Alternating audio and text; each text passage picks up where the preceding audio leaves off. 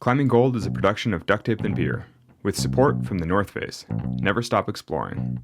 Dr. Squatch, get dirty, stay clean. Chorus, explore perfection. Element, restoring health through hydration. And AeroPress, the better coffee press. Alex, do you feel like there's been chapters in your career? Like when you look back, are there very delineated periods of time? It's hard to say. I don't really know if I have chapters. I have pre-free solo and post-free solo for sure. and then I also have years where I have sort of climbing performance years versus climbing adventure years. Some years I went on way more expeditions and just traveled more. And then other years where I buckled down at home and trained harder and tried to climb my hardest. So it sort of alternated styles a little bit, but I don't know about chapters. A lot of people do go through that where they'll be like, oh yeah, that was the time where I was spending a lot of time in the valley, or, or I was like really into sport climbing, or a period where I really was at the peak of my capabilities. And it's interesting because I think we've been doing this show long enough now that some of the people we've talked to in that first year have gone through like a segment or a chapter in their career and lives. Yeah, though often I feel like you can't really tell chapters until much later in somebody's life when you can start to see it in retrospect. Though I feel like in this case, our guest has definitely turned a page into a new chapter. It feels like, it's hard to say, but suddenly has just come seemingly back out of nowhere.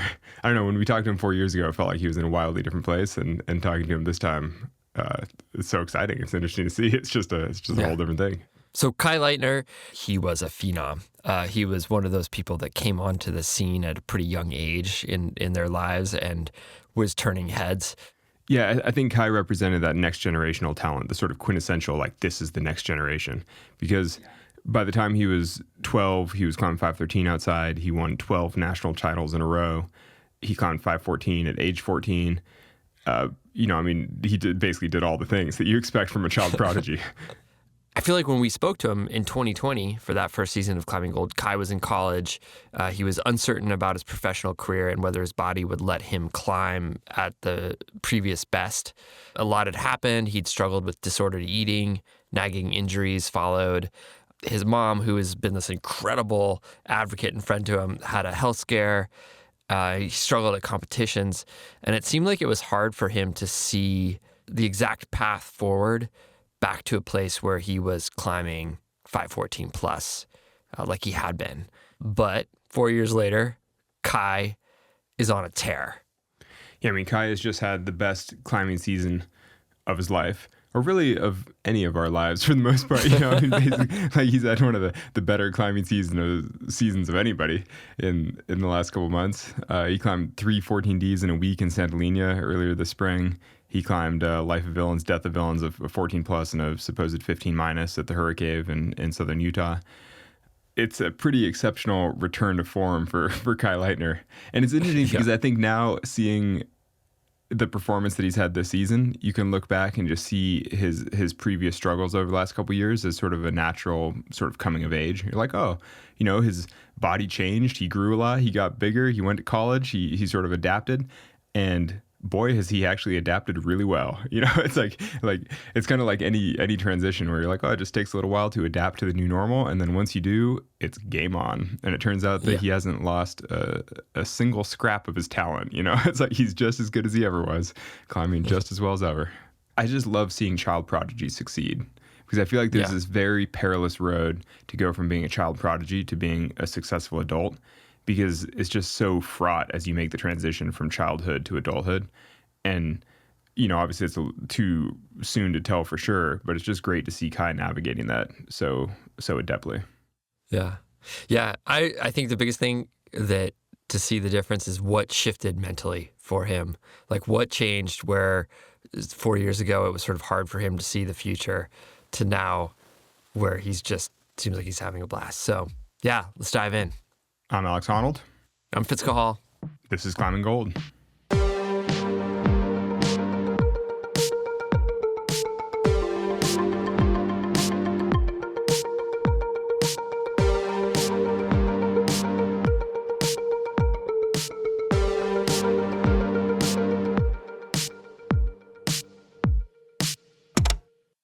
Talk us through your last several months, or sort of your last year.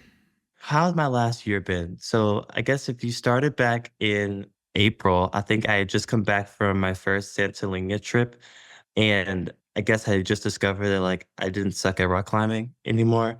Because prior to that, I had been in college for the last 4 years. I had been building my nonprofit organization, Climbing for Change, and I hadn't really been like training or climbing too much. I would do like the random maybe comp here or there, but it was much more to like stave off boredom as opposed to actually like being like in it. And so I just didn't have a lot of confidence in my abilities. And I just remember after I graduated college, I was just kind of contemplating what was next. And I don't know, climbing was always just that thing that I always loved to do, no matter what I was doing. And so I figured, maybe I should try to plan an outdoor trip to see how things go. And so I planned a trip to Santorini Cave. Actually, that's not true. I actually had planned a trip for a completely other shoot. And they had already booked my flight plans to go to Spain. And while we were there, my mom was like, "Oh, like, do you want to just stay and like climb?" And I was nervous because I hadn't done it in so long, but I was like, "Sure, why not?" And so we planned a little trip to the Santorini Cave, and we drove over. And at first, I climbed just as well as I thought I would. I sucked, but eventually I got the hang of things, and I started climbing like 514 again. Then I started by the end of the trip, I think I had done like an 8C plus or 14C. And then I was like, okay, well, I guess it didn't take me that long to get back into the groove of things. And from there, I just like started training again to see like how hard I could climb. And eventually I picked out Life of Villains as a project, was able to send that in November, and then since then, everything's just kinda taken off. I did Death of Villains, my first 15A at the end of February, and by March, I had gone back to Santorini Caves and done, like, 3 9/8 or harder routes in a week. So, I guess I've been doing a lot of stuff. No, it's been a big couple months for you. Though actually, I think the what I find the most interesting part of that whole story is that you were in Spain climbing with your mom and felt nervous to extend your ticket and climb somewhere outdoors. It's like I've thought of you as one of the world's better climbers for the last decade, or I don't know what. Like it's been 10 or 15 years since that you've been among the better climbers in the world. It's hard to imagine you being nervous to extend your ticket and climb outside for a bit. It's like isn't that kind of the fantasy? I mean, I guess I think for me, I mean, most people know me as a competition climber, and I used to always just plan an outdoor climbing trip on the whim when like I had a school break or after a season, and so it was never a focus of mine. It was like a diversion from having to do the intense cycles of comp climbing. You do the qualifying events. I used to do the youth climbing competitions and the adult climbing competitions in the same season, including the nationals, the youth worlds, the open nationals, the World Cup circuit. And so my schedule was always so busy that outdoor climbing was just like a side project for me. And obviously, like I wasn't bad at it, but it was just like nothing that I would like rest my laurels on. And so when I was circling back to it and I knew I wasn't competing, I was like, well, I haven't planned an outdoor trip in like 4 or 5 years. Like I don't know what to do. But but I guess I don't know. Like I got the hang of it really quickly because I hadn't had a training program from my coach in years. I hadn't trained on a wall like intensely in years. And so I genuinely was like almost a little embarrassed. I was like, what if people recognize me?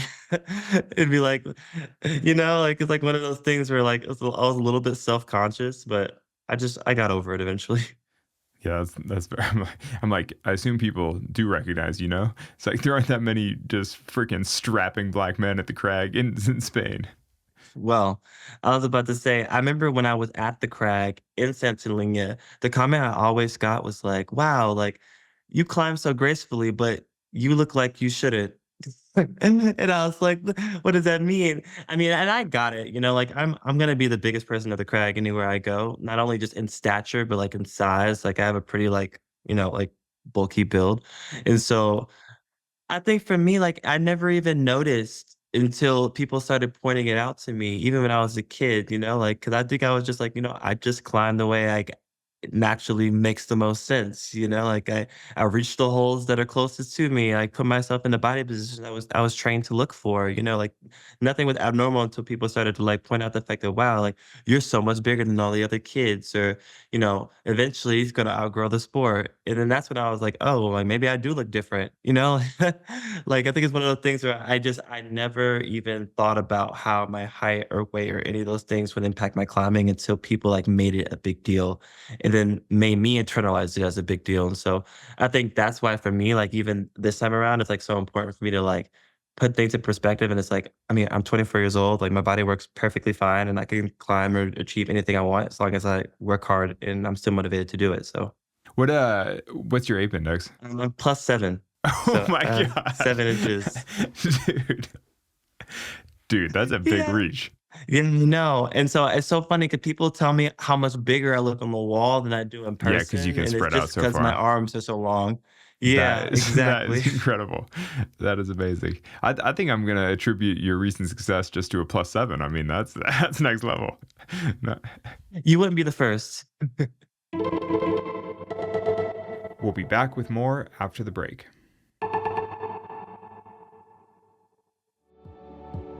I've been a North Face athlete for almost 18 years, which has been incredible, and I've always appreciated their commitment to exploration. Summit Series is the name of the pinnacle North Face products that I use on every expedition, and I love that their tagline is athlete tested and expedition proven. I've personally tested these products all over the world, and they've always proven themselves. Future Fleece is the next generation base layer that I wear almost every day of climbing outside, whether on the wall or at the crag. You can shop the full Summit Series collection at thenorthface.com.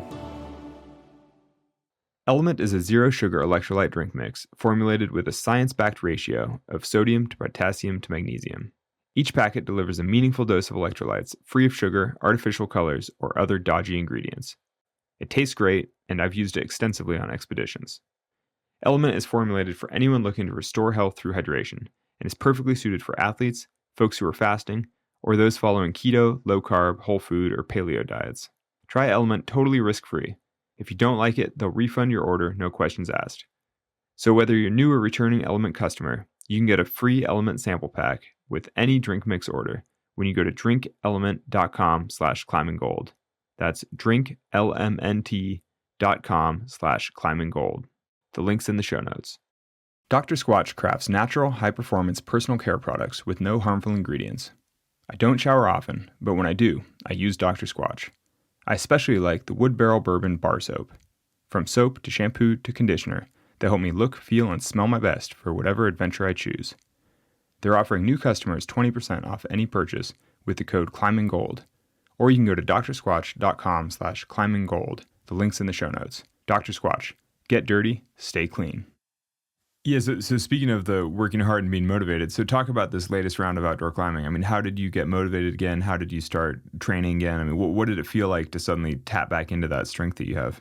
Well, I think there was a lot of mental barriers. I feel like the mental barriers were probably bigger than the physical ones for me because I think stepping back in, I just kind of had these like arbitrary, I don't know, like these arbitrary barriers that I had set for myself, saying like, oh, well, it's been 4 years or so since I've planned an outdoor trip, and it's been like 8 years since I sent my hardest route.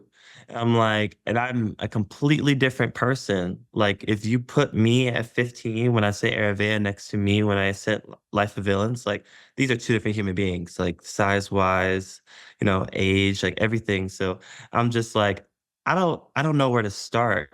Or in this, it's not like I have a lot of examples of a blueprint. We're like, well, like, people who have looked like me who've done great things in the sport, like this is how you adjust your training or approach climbing at a high level. Like I'm kind of just shooting in the dark and going by how I feel. So I was kind of like just had a lot of doubts on like what I could accomplish.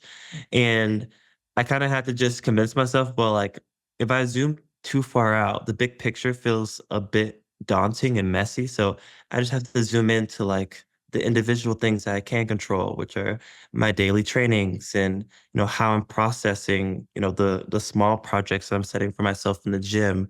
And once I started doing that and I incrementally felt myself getting better, then the goals started to come a lot more into reach. And I was like, okay, well, at this fitness, I should be able to do this. Why couldn't I? I'm as fit as I could be. And I think that I almost was over prepared for the routes that I was doing because by the time I would show up for them, it's like everything would be coming together super quickly, quicker than I expected. So I don't know. I feel like once I was able to convince myself that these things were possible, then the physical part just came with it naturally. Yeah, it's almost like you had a mental block that you expected things to be super hard for you, and then you realize that you're actually just really strong and they're just not that hard. After you do a bunch of them, you're like, turns out this just isn't that hard for me. I feel like I'm a very methodical person in how I approach everything. Like I really like, I don't know, I'm obnoxiously like OCD, like down to the details of everything having to be perfect. And so when I go for a project, I don't like showing up to things feeling like I didn't prepare adequately. And so I'm gonna look at the route, I'm gonna study the route, and I'm gonna create a training program or a path that makes most sense to complete it. And so for me, like planning for something like Life of Villains, for example, I was like, okay, I need lots of power endurance. The holes are like not so aggressively small, and so I don't have to do so much like hangboarding or campus boarding, which I don't like to do anyway. But I was like, I have to like, but power endurance is the key. And so once I felt like I could build up all that fitness, then by the time I got there, it was like, well, it doesn't, all those other things didn't matter. I was like, I know I'm fit enough. It does like, I mean, people looking at me, looking at my size or whatever, like those things just aren't, like those aren't important anymore. It's about me and what I could do on the rock, you know? Has the speed with which you readapted to outdoor climbing and have succeeded on these projects, has that been surprising to you?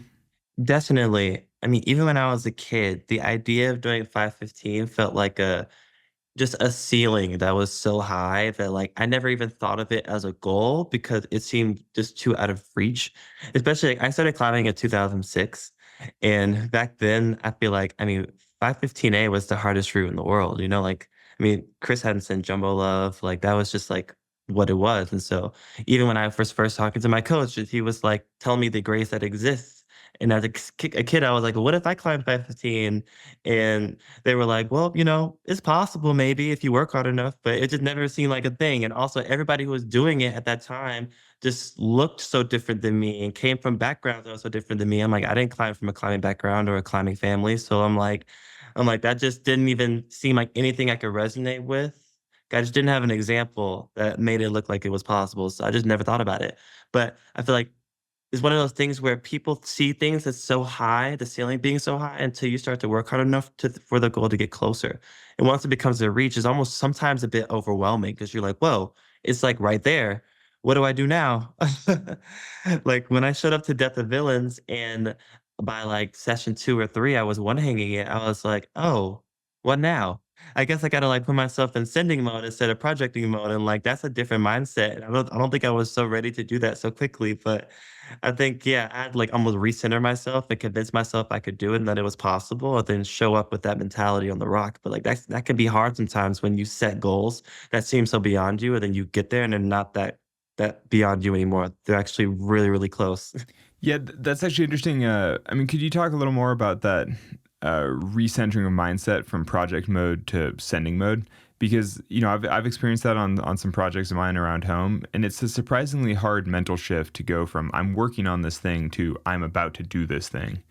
It's like I think that, and also I think for recreational climbers that haven't projected that much, they kind of always just go climbing with the intention of getting to the top, and there's less of a distinction between I'm working on something and I'm really trying to perform. You know what I mean? Like, can you talk more about that distinction? 100%. I feel like it's actually a mindset that I really had to develop, like solely for outdoor climbing because when you're doing comp climbing, you're always in sin mode because you only get one attempt. And that's the background that I have for years. But when I went outside, I had to like adjust to, when you're projecting, you're just going out on the rock and just figuring out what your beta is going to be, like what minute movements need to be corrected to make sending possible later. And it's almost like a lot more of a like an open, freer mindset because there's no real goal at hand aside from just like incrementally getting better. Yeah, there's no expectation. You're just learning a route. But I think that's the challenge is that you can kind of get stuck in project mode where you're just working on it, just working on it. But then at some point you have to flip the switch and actually execute and perform. But then comes all the psychological baggage of, now you have expectations and performance anxiety and all these things. Yeah. And I think a lot of climbers struggle with flipping that switch to actually performing. It's easy to just keep one hanging something forever. Just be like, oh, I'm just gonna keep working on this. I'm just still working on. I'm refining my beta. But that's basically you're just choosing not to try your absolute hardest. Yeah. I feel like for me, um, like, I don't know, like, flipping the switch isn't too hard, it's just something that I have to consciously do, because naturally, when I start to feel that it's close, my brain just switches into, like, "Oh, like, it's happening." I just have to start aggressively, like, approaching progress. So it's like, "Okay, I one-hung it from the 6th draw today, I need to push for the 7th draw today, or the 8th draw, or get past this one sequence, and then the floodgates will open, I'll be able to get close to the chains." Like, that kind of mindset to me is, like, always been in reach, and it's been really easy for me to get into. But it's, like, almost like I have to g think that it's close enough in order for me to switch for that, and I just wasn't expecting it to be so soon on Death of Valence. I expected to have, like, a week or 2 where, like, "Oh, I'm just working this through, figuring it out, and then eventually it'll come." But, like, almost on arrival, I was like, "Oh, it's in reach now." I gotta there is no project mode. I have to like start making gains immediately. And like that was like crazy. Like when I planned the trip and I was talking to my mom was like, yeah, we'll plan a spring trip and then we'll plan a fall trip and then like see like how things go. And I kind of told her like, no, I think I can do it in in February. Like it's gonna happen. I don't think she believed me. But once I started making gains, started telling her how I was doing, she was like, oh, like you're actually like doing this. Okay. That's classic. It was a crazy time. What you recently wrote about the arrival fallacy on Instagram. Can you talk about that? What is that? Well, the arrival fallacy is basically that feeling that once we accomplish our goals, that we'll be satisfied, we'll be happy, we'll be able to move on and like keep going. And it's a fallacy because that feeling just never really comes really when you're achieving your goals at that level. Because each time you achieve a goal, like there's always some level of like, I could do better, like I could push further. Was that hard enough? Did I set my goals high enough? And I feel like that's just a complex that I've been coming in to contact with a lot more often now because I just set these goals thinking that, this is the next level. And if I can push through this, then I'll be able to like say that I'm at my peak or, be able to like, I don't know, like I thought these goals would be so much higher and harder to achieve for myself. So the fact that I've been able to achieve them so quickly, it's kind of felt like, wow, that's amazing. Like I'm physically fit, but it's almost like that slight like unsatisfying feel of like, well, was this a goal like worth setting? Like, am I not setting myself up for like what I could accomplish? Like, maybe this was too easy. Maybe I chose routes that were too soft. Like, I don't know. It starts like chipping away the legitimacy of all the hard work that I've done. And I feel like it's such a lame thing to do because it doesn't discount like how many hours I spent in the gym, like how much work I had to do mentally and physically to like overcome these barriers. But I just feel like, I don't know. I felt like it should have I don't know how to say this in like a humble way, but I felt like these things should have taken longer. They should have been more long-term goals. I should have had to work harder, and because they came so soon, it's almost like I'm not doing enough. I don't know. Do you generally find it hard to celebrate your successes? I think so. I feel like I felt that way even as a kid. Like, I mean, it doesn't matter what level it was, whether it was nationals, whether it was worlds. Like, if I was able to do really well, I feel like I've never really felt super satisfied with like just winning. I feel like for me, satisfaction comes when I feel like I've given every ounce of my ability to something and I've been able to push through those barriers in order to achieve it. And so I feel like, yes, I definitely have moments like that, but I don't know. I just sometimes I feel like, well, if I could achieve this now, what more could I achieve? There's always, a bigger goal over the loom or there's always something higher I could strive for. And so I feel like I guess on one hand, that pushes you to be better and to work harder to achieve higher goals. But on the other hand, it's like, I don't know, it could become a slippery slope where you never feel like you're satisfied with your accomplishments and like you're kind of just like depressed with like what you're doing at the moment. It seems like you've been on this incredible journey for the last 7 or 8 years, and it seems like that's been painful in a lot of ways. Do you think that growth is always painful? Do you think that's part of the process?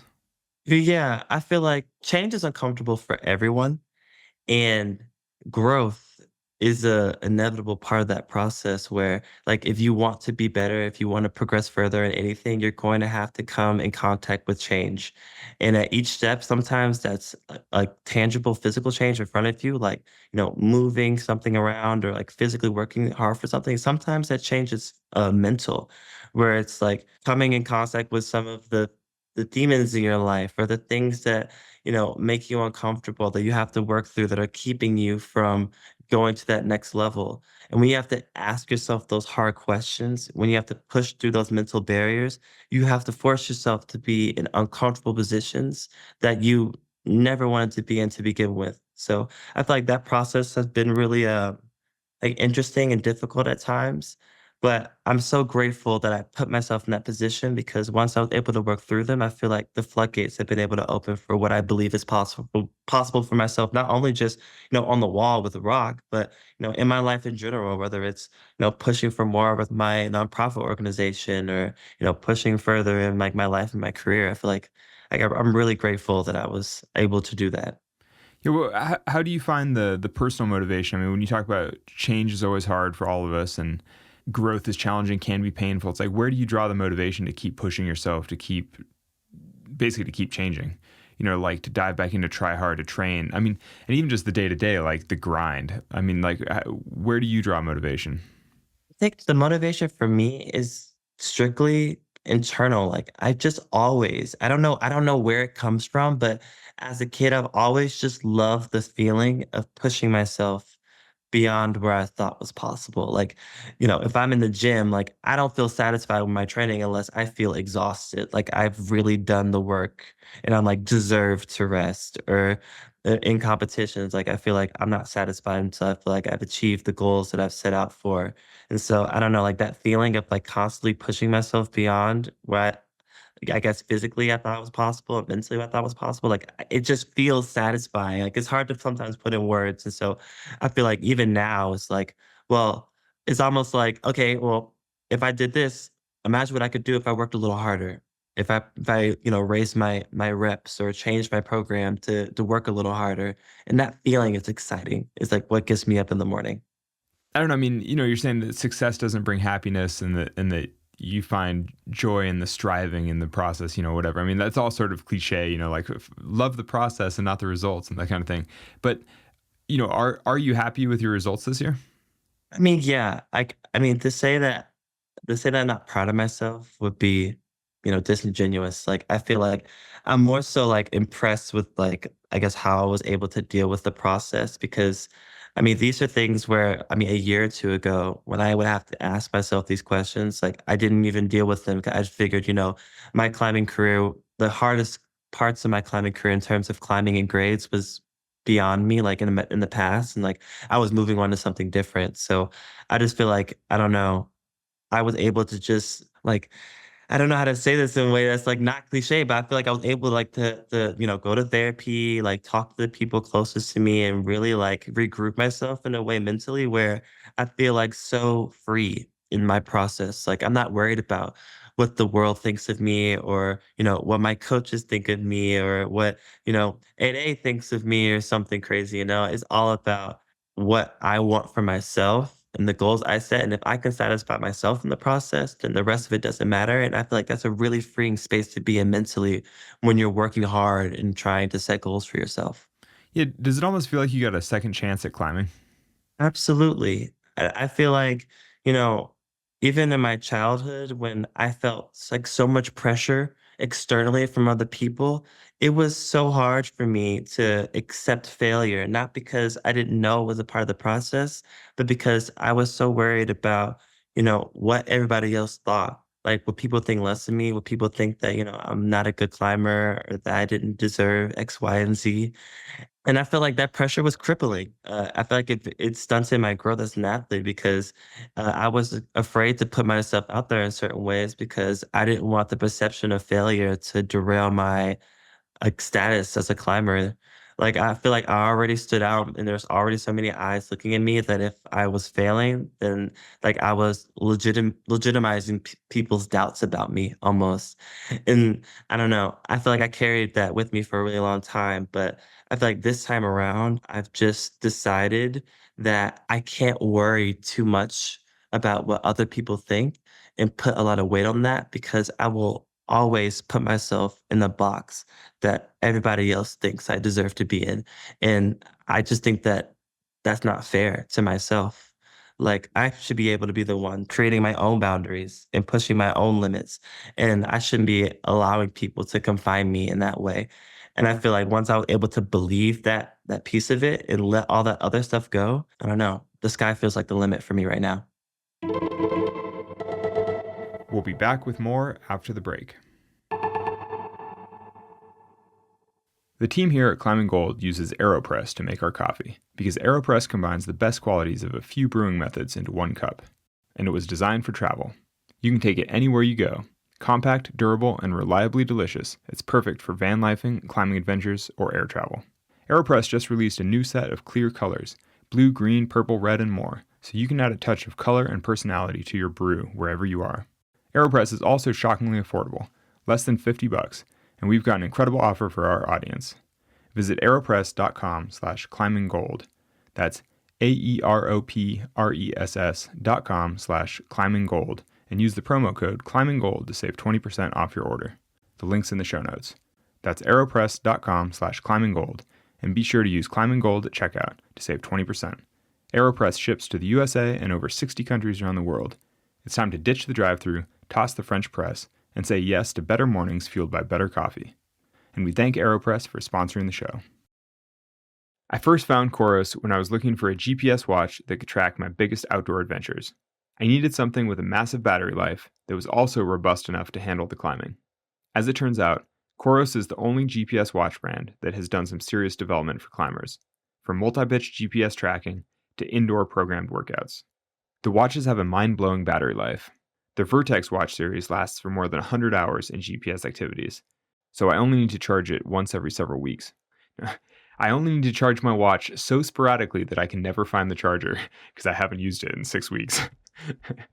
If you're interested in bringing new technology into your climbing training and tracking, you should consider their new Vertex 2S. Go to Coros.com and use the code ClimbingGold to secure a free watch carabiner with the purchase of your new Vertex 2S. The link's in the show notes. It seems like everybody deals with issues like this to some extent or in some way or another, and everybody struggles and kind of finds their own path. Like, how would you recommend other people overcome those kinds of issues? There's no one size fits all process for overcoming mental barriers or even like trying to quiet the noise in the background because everybody's brain works differently, processes their environment differently. But I feel like for me, what worked for me was really being able to lay things out on paper and being able to talk it through with someone else and being able to see like what these decisions and things that you're internalizing in life actually looks like from a bird's eye perspective. Almost like removing yourself from the situation and being like, okay, well, like what good does it do me internalizing what all these people have to say about me, what all these people have to expect of me. It's like I'm putting pressure on myself and allowing myself to process things that are beyond my control. I can't control what people think of me. I can't control what people say about me, but I can control how I react and how I move forward. And so once you like, I guess, recenter your brain to think about like, what can you control and how can you push forward? I feel like that's when like, I don't know, everything starts to become a lot more free because now you're like, okay, well, I can only control but so many things in life, and I have to focus on those things if I'm going to keep myself sane and move forward. It's almost like you're not letting the wrong things impede your progress. Well, I think for me, it's not even just the wrong things. It's like I have to be realistic about what I'm capable of in the moment and not set goals that are like way too high for myself to demoralize myself. Mm-hmm. But also like setting things in which like, yeah, like focusing on the things that I can control. Like, because there's going to be people who hate on you forever. My mom always said, if you don't have haters, you're not doing enough. You know, like there's always going to be people in life that are going to tell you what you can and can't do, like tell you you can or can't achieve, and like set boundaries for you based upon their experiences and what they expect from you. But you can't control any of those things. Like, but what you can control is your own progress and the goals that you set for yourself. And so you just have to focus on that and move forward. And if you achieve those things, that's great. If you don't, then that's also fine. But you know, you put yourself out there and push yourself as far as you could. And I feel like for me, like once I was able to really believe that narrative, like that's when I was able to like just like not care. Like when it came to even Life of Villains, like I didn't tell anybody that that was my project because I wasn't concerned about what people thought about on social media or the fact that, you know, I hadn't done something like this in so many years. So nobody saw it on the radar for me. For me, it was like that was a personal goal that I set to myself. And I made a training program for it. I showed up to the route. I progressed incrementally and I sent it, you know. And I shared it with the world because I thought the process would be something that other people would appreciate and perhaps be inspired by, but it wasn't something that I needed. I didn't need other people's gratification for the process because I was satisfied with my own hard work and process. And for me, that's all that matters. And this is kind of central to everything you're talking about here, is that I think that we're always wrapped up in our own minds with our own story of like what other people are thinking about us and whatever.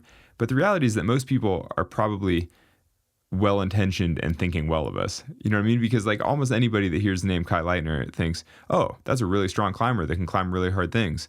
And they're not really too stressed about, you know, your latest competition results or like the exact grade or whatever else. They're just kind of like, oh, that guy's a really good climber. He can probably climb something if he sets his mind to it and works at it for a bit.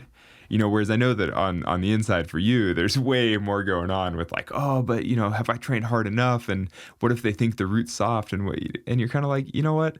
I don't think most people care that much. Most people are just like, oh yeah, that guy, like he's good at what he does. I bet he can do that.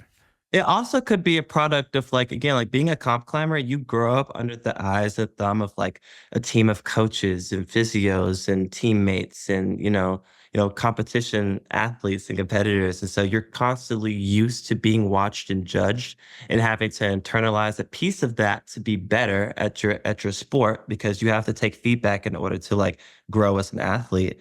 But sometimes that can go over the edge to being like, oh, like I have to worry about what everyone thinks about me because if I'm not constantly fixing the things about myself, then like I'm not, growing or I'm not like furthering myself as a person. And I feel like that's the line where I think people have to really like think about that.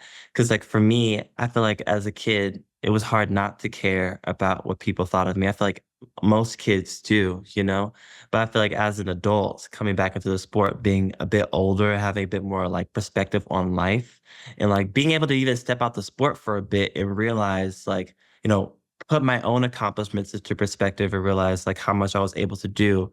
Cause even like, by the time I was 17, I already won like 12 nationals. I had won 5 world medals. I had done all these things. But to me in that moment, like, it never felt good enough. I was never, like, satisfied with, like, "Oh, I could just rest on my laurels." I was like, "No, I have more. I could be doing World Cups. I could be doing this. Like, why can't I do this or that?" But, like, when I was in college, looking back, I was like, "That was really cool. Like, I can't believe I did that." But when you're in the eye of the storm, all of it just gets muddied into, that's the past. I have to focus on what's ahead, you know? And so I think now that I am an adult in the world and I understand, like, what is effective for me and what isn't, I feel like I've learned to like silence the noise in a sense, to be able to like live in the moment and appreciate the fact that, you know, my needs, my wants, my goals and like expectations in life come first before anything that happens externally outside of my own universe, because that's the only way you can preserve your own happiness and sanity in my perspective. I'm just going to say, if you're 24 years old and you can look back at being national champion 12 times, you should be at least a little bit proud of yourself because that's totally outrageous. You know what I mean? It's like, that's incredible. That's so good. You know, that's literally half the years that you've been alive. You've been a national champion in a sport. That's so cool. Thank you. I mean, your ratio is only going to get worse now, sadly, but, I know, right? as you get older. But I suppose, well, though, I guess that raises the question, would you ever get back into comp climbing? I consider it, but knowing the type of person that I am, like, I wouldn't do it unless I was doing it, like, if I was in it Yeah, unless deep. you could really do it. Yeah, because I don't like to have to do anything in life. Either I'm all in and I'm working at the hardest capacity I can, or I don't wanna do it at all because I know that whatever would happen, I would just be unsatisfied because I knew I could have worked harder. So, I feel like, yeah, I won't X out the possibility, but I'd say that it's probably something that'll happen, like, a bit more in the future. Where you think it will happen more in the future? I mean, because like LA 2028, that's an obvious thing. In a couple of years, you could like really start grinding and get back on the comp circuit, the World Cup circuit. But is that something that you would actually enjoy doing at that point? I can't speak for future me, but what I can say is that I mean, I've been really into outdoor climbing in the process, and I've been really enjoying the balance I've been able to create from it. So, I don't know. I think that for the immediate future, my focus is going to be outdoor projects, but I definitely say that I'll never close the door on competitions because Hmm. I genuinely it's my first love in climbing. It's the way I was introduced to the sport, and it's something I've always enjoyed to do. And even though I've had my plights with the process, I think that I always would love to go back to the sport and be able to find that joy again. This season, because the Paris Olympics are coming up, we've been interviewing competitors and Olympians, and we're sort of gearing up. And it's interesting because compared to previous seasons of Climbing Gold, where we focused on big adventures outdoors, or like Stone Masters doing things in Yosemite and things like that, the types of conversations are so different because everything that you're describing with the mental side of overcoming self-doubt and people's expectations and anxiety and performance pressure, it's like basically every conversation we have with elite competitors leaves you feeling slightly anxious and like a little bit stressed, where I'm like, oh, should I be trying harder? Should I be training more? Are other people judging the fact that I'm not training harder?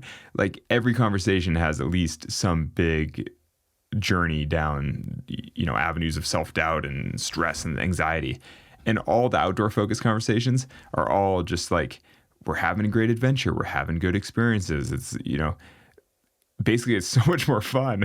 It's just interesting because as we lead up to the Olympics, I'm like, wow, I mean, everyone we talk to are amongst the best climbers in the world, but it definitely comes at a cost.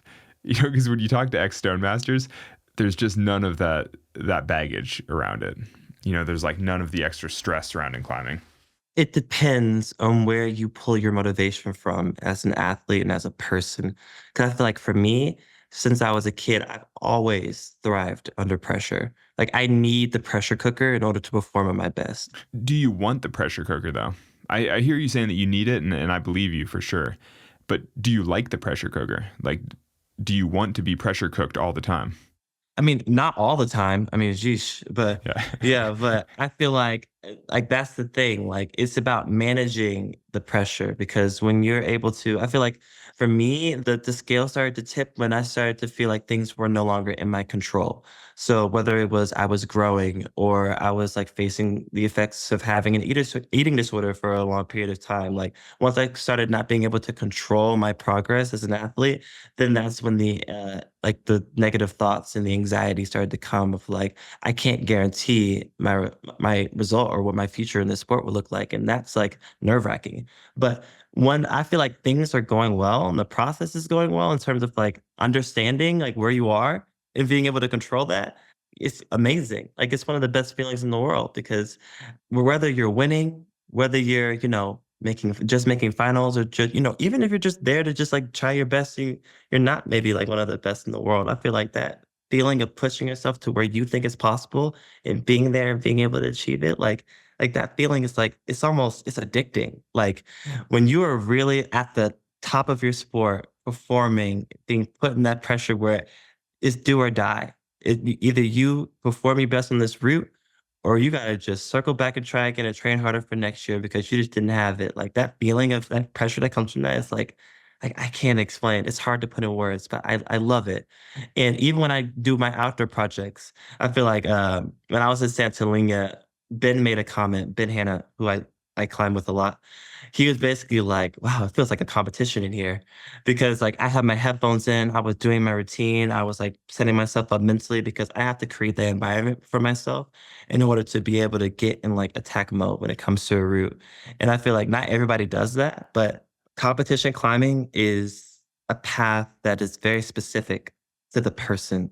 Like if you can thrive under that pressure and not let it overcome you, then it can make you perform at the absolute limit of what you're physically capable of.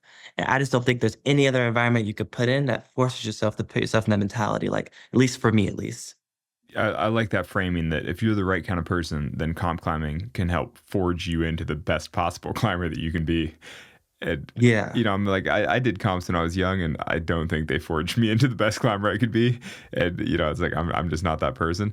But listening to you, I'm like, you are that person. Like, it does seem like comp climbing really did help forge you into the best that you can be.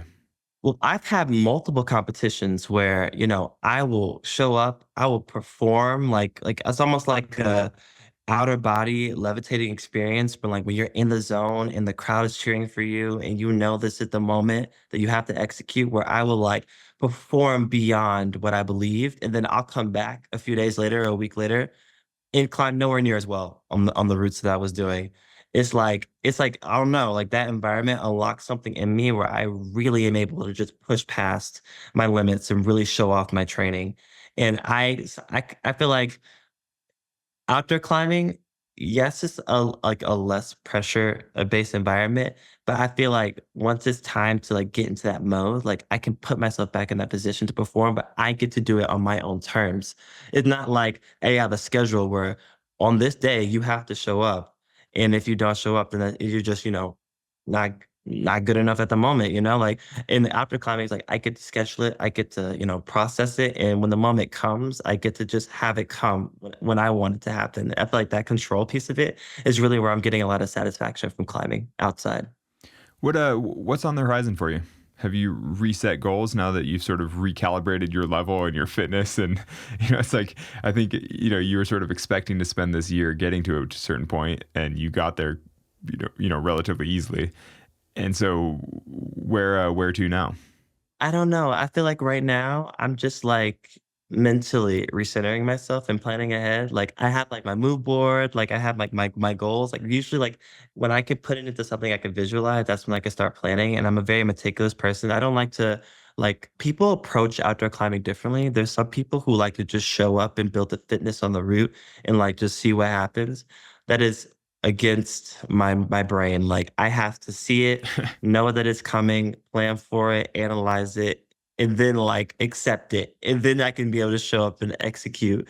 But and that's kind of like the phase of my planning that I'm in right now. I'm looking at the options, I'm asking the questions, and once I can convince myself that the next project is possible, then I know that, you know, s- it's inevitable. It's just a matter of time. So I don't know. I haven't picked it yet. I'll let y'all know though when I do.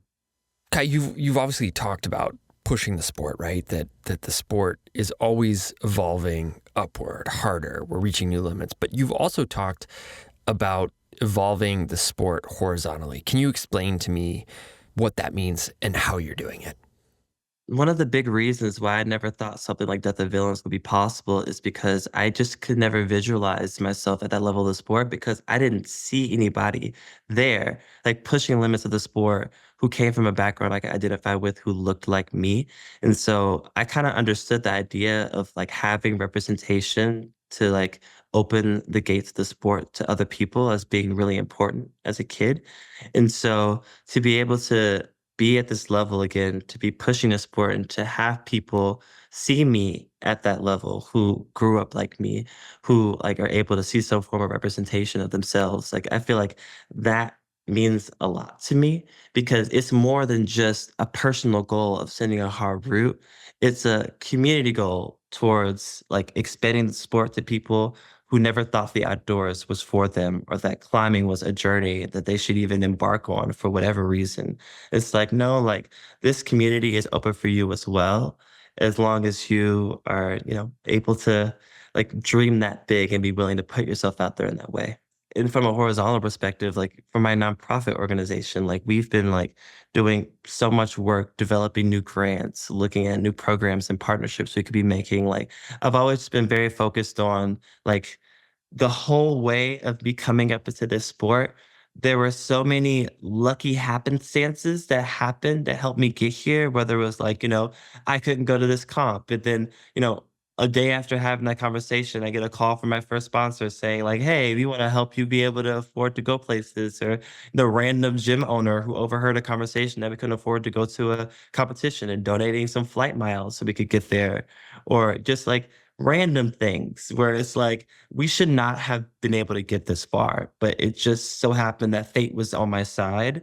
It's like I don't want people's inclusion in the sport to be fate. I want it to be circumstance and drive and determination. And so I feel like building an infrastructure to kind of break down those barriers of access has just been a huge focus of mine. And Cloud for Change is doing everything we can to make that a reality. So I feel like not only is that a goal in my professional life with like my nonprofit organization, but I feel like it's a goal in my climbing as well, too, like working hand in hand in a sense.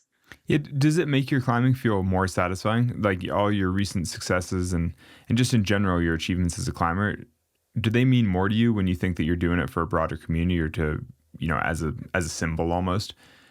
Yeah, absolutely. I think one of the questions I had to ask when I was an adult, even going into college, was like, why do I climb?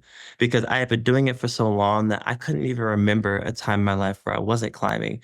And when it's hard to pinpoint even your origin, it can be difficult to answer those why questions, aside from because I've always done it, because it's my comfort zone, because people tell me I'm good at it. And so I feel like a hard thing sometimes for kids when you get an adult is like answering why. And I feel like for me, coming back into the sport and putting myself in a position to push myself again, I had to not only make it a personal journey, but also think about it from a big picture perspective. Like, what does me climbing this random rock in the middle of nowhere like do for the world? So then, besides, like, because it's gonna be so easy to diminish that to be like, it's just a rock. You're not making a difference. Who cares?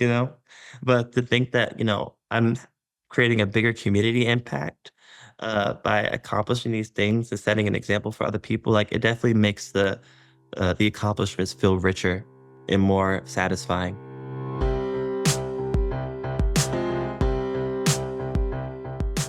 Thanks, Kai, for sitting down and sharing more about your journey. We hope this incredible streak of climbing continues. Climbing Gold is a production of Duct Tape Then Beer. Alex Honnold is our host. Our production and editing team includes the talents of Lauren Delani Miller, Marco Seiler Gonzalez, and Evan Phillips. Skylar Perwins is our YouTube and social media editor. Music today by Brendan O'Connell. Tracks are courtesy of the artists or Track Club. Our creative director is me, Fitz Cahal. Our executive producers are Jonathan Retzik and Ben Endy for RXR Sports, and Lisi Hendricks and Becca Call for Duct Tape Then Beer. Thanks for listening.